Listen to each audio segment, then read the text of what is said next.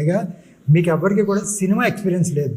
Cinema లోపల shooting వేరే షూటింగ్కి ఏమైనా వెళ్ళినా ఈ షూటింగ్లో మెయిన్ క్యారెక్టర్ చెప్పి ఎలా ఉంటుందని తెలియదు. పైగా మనం వెళ్ళింది ఒక రిమోట్ ప్లేస్, అక్కడ చాలా ఫెసిలిటీస్ తక్కువ ఉన్నాయి. మరి మోస్ట్ ఆఫ్ చెప్పాలంటే మీ కోఆపరేషన్ ఎక్కువ. మేము అనుకున్నది కూడా అంటే మీరు కూడా అంటే మేము ఏదైతే మేము ఇచ్చింది మీరు చాలా ఎక్కువ మీరు ఫీల్ అవుతున్నారు, కానీ నిజంగా కంపేరిటివ్గా మేము ఏదైతే వెబ్ సిరీస్ చేసామో ఆ వెబ్ సిరీస్లో ఎంతైతే ఫెసిలిటీస్ ఇచ్చామో అంత ఫెసిలిటీస్ కూడా నిజంగా మీకు ఎవరికి ఇవ్వాల. ఆ అమలాపురంలో కానీ ఆ మన చుట్టుపక్కల చేసిన ప్లేస్లో కానీ అంత కంఫర్టబిలిటీ లేదు. మీరు ఉన్నదే అంటే మీరు చాలా అంటే మేము ఇచ్చిన దానికే మీరు చాలా హ్యాపీగా ఫీల్ అయ్యారు, కానీ నిజంగా మేము ఏదైతే వెబ్ సిరీస్కి ఇచ్చామో అంత కంఫర్టబిలిటీ కూడా ఇవ్వలేదు. నేను చాలా రోజులు అనుకున్నా మేనేజర్లతో సరిగ్గా రూములు దొరకట్లేదు, ఇక్కడ సరిగ్గా మేకప్ మ్యాన్ దగ్గరలో పెట్టలేకపోతున్నాం, కనీసం పాప అమ్మాయిలు ఉన్నప్పుడు కూడా ఇక్కడ డ్రెస్నే మార్చుకోవడం, ఏదో ఒకటి అక్కడ ఉన్న ఏదో ఇల్లు మాట్లాడడం, వాళ్ళతో ఏదో మాట్లాడలేదు. అంత ఇక్కడి నుంచి మనకి చాలా దూరం చూశారు కదా, కారులో మళ్ళీ ఒక దూరం వెళ్ళి మళ్ళీ అక్కడ డ్రెస్ మార్చుకుని మళ్ళీ అక్కడి నుంచి లొకేషన్కి వచ్చేవాళ్ళు. అక్కడ కనీసం చాలా దూరాలకి మనకి మేకప్ మ్యాన్ వెళ్ళడానికి కానీ ఏమైనా మన జనరేటర్ వెళ్ళడానికి కూడా ప్లేసులు అలాంటి చోట మనం మీ డైరెక్టర్ గారు ఎతికి అయ్యే లొకేషన్. నేను ఫస్ట్ టైం మీరు ఆయన లొకేషన్ అన్ని చూపించారు. ఫస్ట్ టైం లొకేషన్ చూసిన తర్వాత ఓకే సినిమాకి ఓకే, బట్ నాకు తెలిసి ఏంటంటే ఈ జనరల్గా డైరెక్టర్లు కెమెరామెన్ ఏంటంటే వాళ్ళ వరకే చూసుకుంటారు. వెనకాల మనం వెళ్ళినప్పుడు అంటే మనకి ఫెసిలిటీస్ అన్నీ కావాలి కదా, దీంతో చూసుకుంటాం.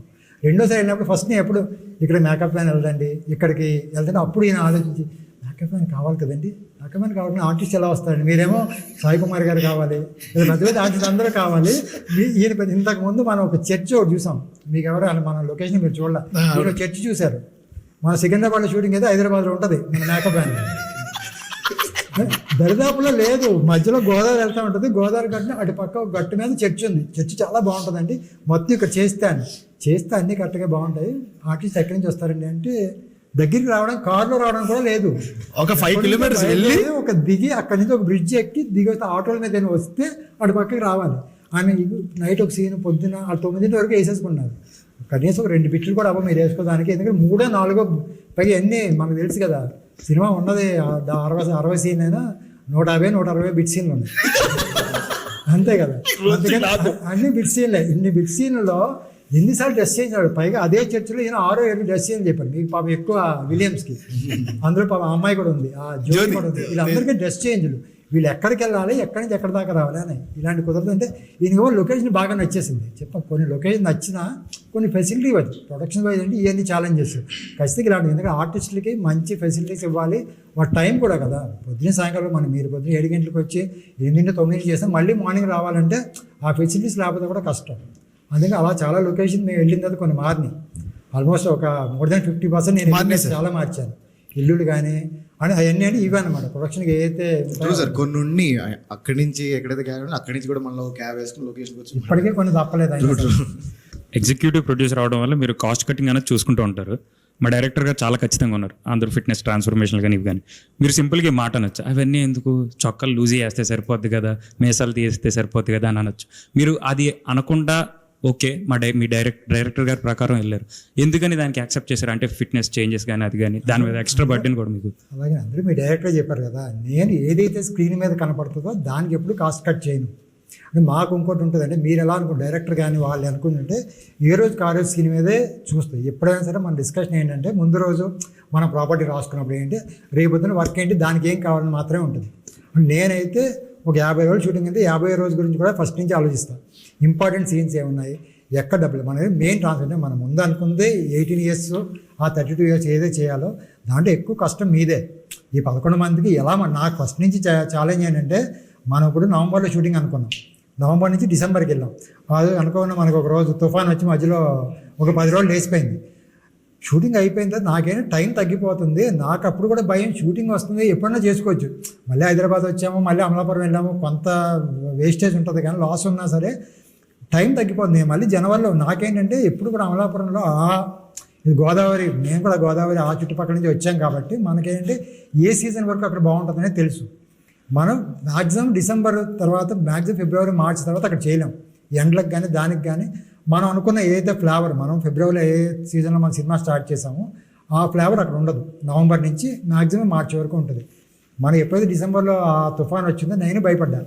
మీకు ఎప్పుడైతే ట్రాన్స్ఫర్మేషన్ సరిపోకపోతే మనం అన్ని కేజీలు పెరగకపోతే కష్టం కదా. ఎందుకంటే ఇంత కష్టపడి మీరు 10-15 కేజీలు తగ్గి మనకి 18 years లాగా ఎలా లుక్ కనపడ్డారో సేమ్ అదే కష్టం మీరు పెడుతున్నారు కాబట్టి మళ్ళీ మీకు అంత సపోర్ట్ ఇస్తే మీరు మళ్ళీ ఆ 30 years అంటే వాళ్ళ ఫుడ్ కూడా ఎందుకు పాపం ఎప్పుడో ఒక రోజు 2 రోజులు అక్కడ మిర్చిపడి దగ్గర కనపడ్డారు కానీ సార్ అందులో కూడా ఏంటంటే సార్ ఎవరు సార్ ఇంకా doubt ఉంది సార్. వంశన్న పిలిచాడు, అరే కనపడుతున్నారంట మీరు అన్నాడు కానీ ఎవరు చెప్పలేదు కాదు కదా. ఎందుకంటే నాకేంటంటే మా వాళ్ళు చాలా సిన్సియర్గా సాయంకాలం ఫ్రూట్స్ కట్ చేసి ఎవరా ఫ్రూట్స్ కంటే లేదు సార్ బాయ్స్కి మన కిషోర్ గారు ఇవి చెప్పాడు అన్నీ అక్షయ్ అన్నాడు ఇవన్నీ బాయ్స్కి ఈవినింగ్ కాదని అన్ని కట్ చేస్తాను. చాలా ఇన్ని రకాల ఫ్రూట్స్ తెచ్చి కట్ చేసి 11 మందికి అన్ని బాయ్స్కి ఇచ్చి పెట్టారు. సార్ మీకు కూడా పంపించాను, నాకేం డైట్ లేదు, నేను మామూలు భోజనం తినేస్తాను అని పంపించాను. నేను కరెక్ట్గా హోటల్కి వెళ్తుంటే అదే అంటే డైట్ మీరు కూడా చూసుకున్న ప్లేస్ బాగుంది. ఇటు పక్కేమో ఆ ఫ్రూట్స్ బండి ఉంది, ఈ పక్కనేమో మిర్చి బజ్జి బండి ఉంది, మధ్యలో బెంచ్ మీద కూర్చున్నారు. సార్ ఇంతకీ ఎవరు సార్? మా డైరెక్టర్ గారు ఏమో రోజు తడుతూ అందరినీ కలిపి తిట్టేవారు, ఒకరు చేసిన తప్పు అందరినీ కలిపి తిట్టేవారు. ఇంతకీ ఎవరు మాకే తెలియదు. నిజానికి అందరం తిన్నాం సార్, కానీ మీకెవరు దొరికారు చెప్పండి సార్. చాలా మంది ఉన్నారు, ఎవరు చెప్పండి సార్ ప్లీజ్ సార్. నేను కూడా ఎందుకంటే జనరల్గా నేను ఆ రూట్లోకి ఎప్పుడు రాను. నేను యాక్చువల్గా ఎందుకంటే మీరున్న హోటల్ వేరు, నేనున్న హోటల్ వేరు. నేను పెరిగి ఆ రోజు అనుకోకుండా ఎవరినో డ్రాప్ చేయడానికి మీ హోటల్ దగ్గరికి వచ్చాను. మీ హోటల్ దగ్గర దింపి నేను వెళ్తున్నప్పుడు మా పక్కన సార్ మన హీరోలు అన్నారు, మన హీరోలు ఇక్కడ ఎందుకు ఉంటారో అనుకుని చూస్తే అందరూ పాపం మిర్చి అదే అప్పటికే 10 రోజులు నేను పాపం 10-15 రోజులు అదే ఫ్రూట్ మనం ఇచ్చిన ఫ్రూట్స్ తింటున్నారు, తింటున్నారులే పర్లేదండి అదే చెప్పారు డైరెక్టర్ గారు. ఈ డైరెక్టర్ గారు ఏమో మా వాళ్ళు వస్తాయి డైటింగ్ సార్ ఏం ఫుడ్ నిజంగా పాపం చేశారు రండి అంటే అక్కడి నుంచి మొదలుపెట్టారు. అండ్ ఇంకోటి ఏంటంటే సార్ 11 మంది హీరోలు అన్నారు కదా సార్, అన్న తర్వాత 11 మంది ఆఫీస్కి వచ్చారు కదా, ఈ 11 మంది ఫేస్లు ఇవన్నీ చూసినాక మీ ఫస్ట్ ఇంప్రెషన్ అనేది ఒకటి ఉంటుంది కదా సార్, అది ఏంటి? అది నిజంగా మనస్ఫూర్తిగా ఏమనిపించింది? చాలా భయపడ్డాం. దాని మధ్యలో నియా గారిని మన డైరెక్టర్ గారు కలిపి ఒక ఇది రీల్ చేశారు, గుర్తుందా? అదే బిల్డింగ్ ఎవరో దండిపాలెం బ్యాచ్ అని ముందు అలాగే అనుకున్నాం. నాకు అర్థం కాలేదు, అంత మందిని చూసాను వీళ్ళు హీరోలు ఏం మాట్లాడుతున్నారు సార్. సర్లే ఏదో ఒకటి చూసుంటాడు. తర్వాత బ్రిటిష్ ని చూసా, అయిపోయి ఉంటుంది. అప్పుడు ఫిక్స్ అయిపోయారు కదండి మేము అందరూ హీరోలు అని. బ్రిటిష్ చూసిన తర్వాత మీకు కాన్ఫిడెన్స్ వచ్చిందా? బ్రిటిష్ ని చూసిన తర్వాత ఇంకా భయం వేసింది. మనం రీచ్ అయ్యాం. అది ఇంకోటి ఏంటంటే సార్, మీకు ఈ 11 మంది చూసినాక మేమేమి నౌన్ యాక్టర్స్ కాదు, మీరు ఏ పాయింట్ ఆఫ్ వ్యూలో సాటిస్ఫై అయ్యి 11 మంది చేయగలరు అని? నిజంగా కూడా 11 మంది అంటే మేము సాటిస్ఫై అయింది కథే. మెహబీ నుంచి కథ చెప్పినప్పుడు తన ముందే, ఎందుకంటే జెన్యున్గానే వంశీ చెప్పినప్పుడు తను ఫస్టే 11 మంది కొత్త కుర్రోళ్ళతో చేస్తాం అన్నప్పుడు మేము కథ విన్నప్పుడు తన ముందు 11 కుర్రోళ్ళు కొత్త వాళ్ళు అని చెప్పి కథ చెప్పాడు.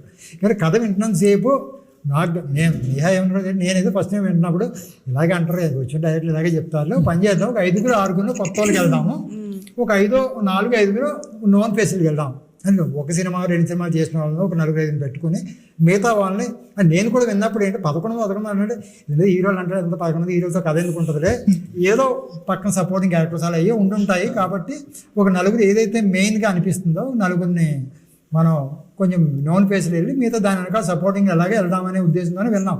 కానీ విన్న తర్వాత ఎక్కడ కూడా గ్రూపుల కింద తప్ప ఎవరు అలా కనిపించట్లేదు. ఇది ముందు క్యారెక్టర్ దీని నాకు బయట నుంచి వచ్చిన తర్వాత దీనికైనా మంచి క్యారెక్టర్స్ కలెక్ట్ చేసి వెనకాల ఇద్దరిని పెడదామంటే అలా ఎవరో కనిపి, ఎందుకంటే ఆ ముగ్గురు ఎవరిని పెట్టినా ఈ 2 క్యారెక్టర్లు ఏంటి వెనకాల 2 క్యారెక్టర్లు ఏంటి అనిపిస్తాయి. అలా కాదు సార్, ఫైనల్గా విన్న తర్వాత పోనీ అన్నీ కాదు, పోనీ శివ క్యారెక్టర్ ఉంది కదండి